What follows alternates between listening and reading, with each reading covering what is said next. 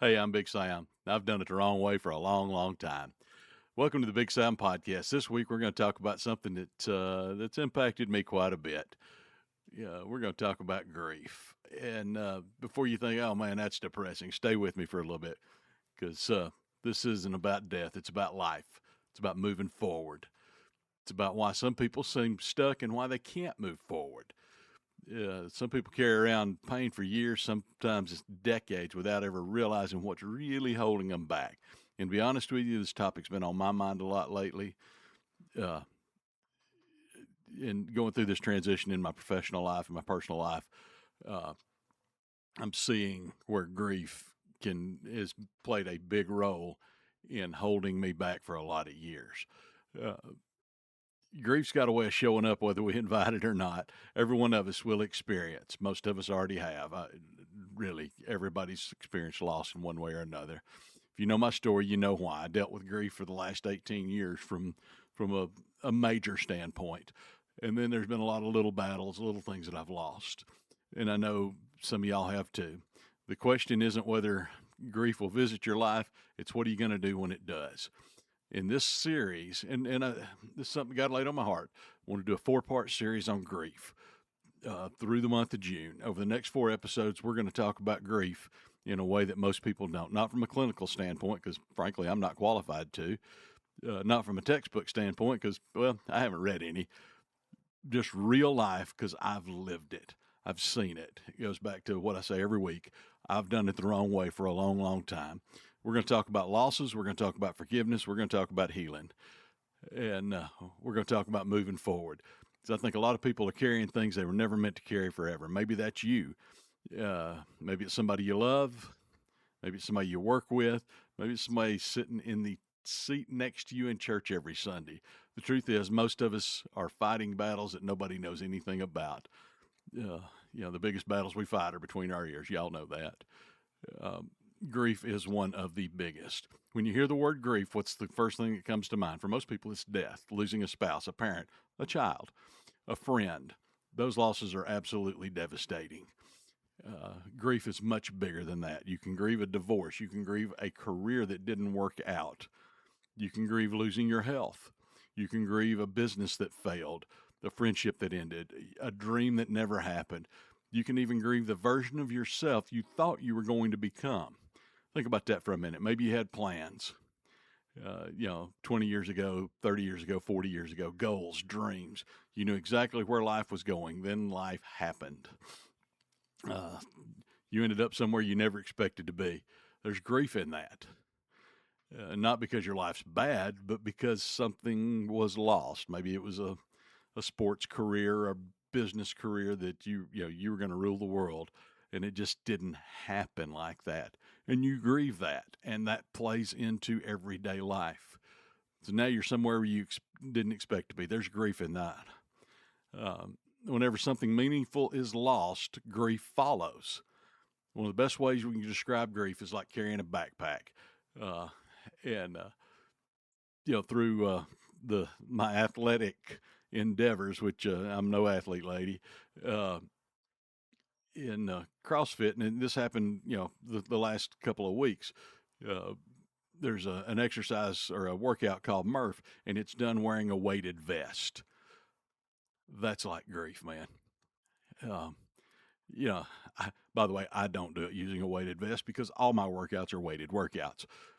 Uh, Imagine putting 50 pounds of weight or 30 pounds of weight or whatever that number is in a backpack or in a vest, strapping it on. Could you still walk? Sure. Could you still go to work? Probably. Could you still smile, carry on conversations? Absolutely. But everything would be harder.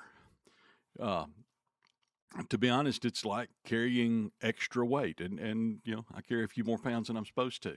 If I didn't have those pounds, could I move around? I could still do all the things that I want to do with that extra weight, but I can't do them as well as I want to.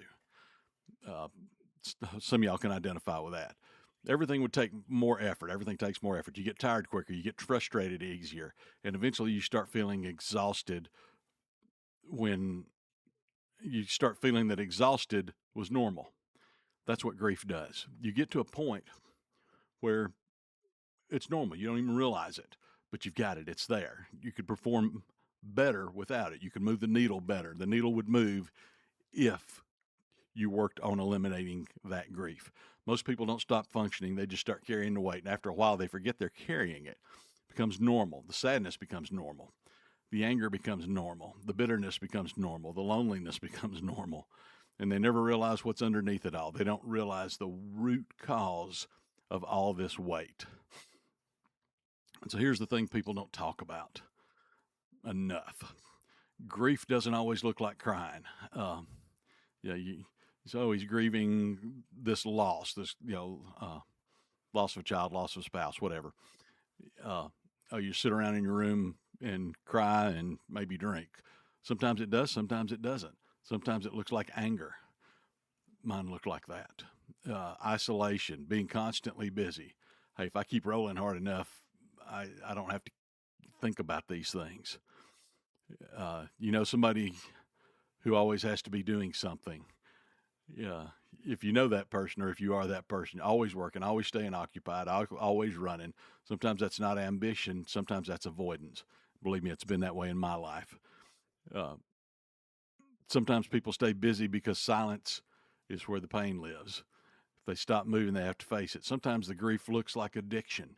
There's a story that Jeff Foxworthy tells where he met a guy at a homeless shelter. Jeff was doing a Bible study in a homeless shelter, and there was a guy there, and he asked him, a young guy, why are you here? Seemed, able-bodied, etc. He said, because my mom, my dad, and my brother all killed themselves, and I just couldn't take it anymore, and turned to addiction to mask his grief. Sometimes it looks like overeating. Sometimes it looks like withdrawing from people. Sometimes it looks like never trusting anyone again. You grieve a relationship that didn't happen, then you're going to tend to not get into relationships. You're not going to trust people. If you had a job that didn't go the way you wanted it to, you're going to have a hard time going hard at your next job, not trusting the people you work for. Sometimes it looks like refusing to dream because you've been disappointed too many times. Grief wears a lot of disguises, and that's why it can be so dangerous. One of the biggest ways grief slows us down is it keeps our eyes fixed on yesterday. We replay conversations, we replay mistakes and our mistakes and other people's mistakes. We replay failures, ours and others. We replay moments we wish we could change. And guess what? Time goes by, can't change it. You just got to figure out how to deal with it. If only I'd said this, if only I'd done that, if only things had worked out differently.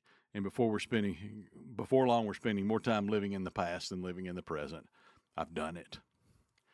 Maybe you have too. Here's the hard truth. You can't drive forward while staring in the rearview mirror. The rearview mirror has a purpose, but it's never meant to be your primary view. So since this podcast is about leadership, why are we talking about grief on a leadership podcast? Pretty simple. Because you're not going to be a great leader if you're still dealing with grief. I'll say that again. You're not going to be a great leader if you're still dealing with grief.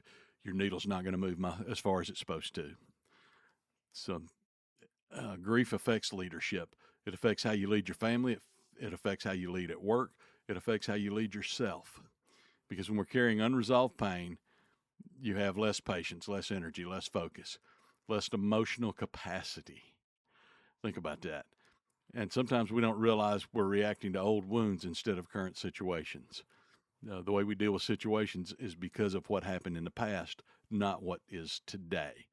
And you can't fix today if you're still dealing with the past. That's why dealing with grief isn't weakness, it's leadership. Attack it head on.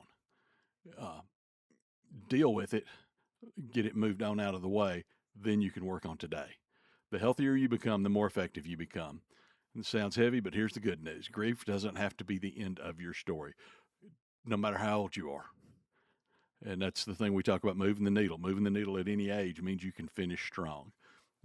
And if you're young, great. Deal with this, get it out of the way, and you can be an effective leader for a long, long time. If you're older or middle-aged or whatever, you can deal with it today and be effective for a period of time.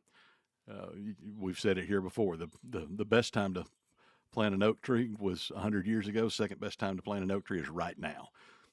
So deal with it. Uh, you don't have to stay stuck. You don't have to stay angry. You don't have to stay broken. Healing is possible. Have you ever, will you ever completely forget some losses? No. And honestly, you shouldn't. Again, the greatest thing in my life that I'm grieving over the loss of a child, I still think of her and remember her and smile. But the pain, the hard impact of that grief is less and less and less. Uh, some people and some experiences are too important to forget. The goal isn't forgetting. The goal is learning how to carry the loss with you and letting the loss carry you. That's a huge, let me read that again. The goal is learning how to carry the loss without letting the loss carry you. Huge difference. Over the next few episodes, and this is a series, first series we've done, so you're going to have to stay with us. Keep going, keep coming back for next week. We're going to keep digging in deeper. We're going to talk about grieving what you've lost. We're going to talk about forgiveness. We're going to talk about moving forward. And we're going to talk about finding purpose again after loss. Grief may be part of your story, but it doesn't have to be the whole story. If you're listening today and you're carrying something heavy, I want you to know you're not alone. There's people around you carrying weight you can't see. Everybody's dealing with something. The strongest people you know, the happiest people you know, the people who seem to have it all together, they're carrying things too. If how was it I heard? If you meet somebody and assume they're dealing with something, you're probably right. Maybe the first step isn't fixing anything. Maybe the first step is simply being honest. Being honest with yourself, being honest with others. Admit you're hurting, admitting that something was lost, admitting that grief is slowing you down, because what you refuse to face will continue to control you. But what you face, you can begin to overcome.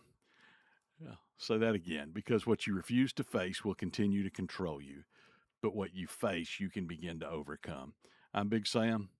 This is the Big Sam Podcast. Thank you for spending a few minutes with me today. Till next time, and this is a series, so I hope you come back next time. Keep moving the needle.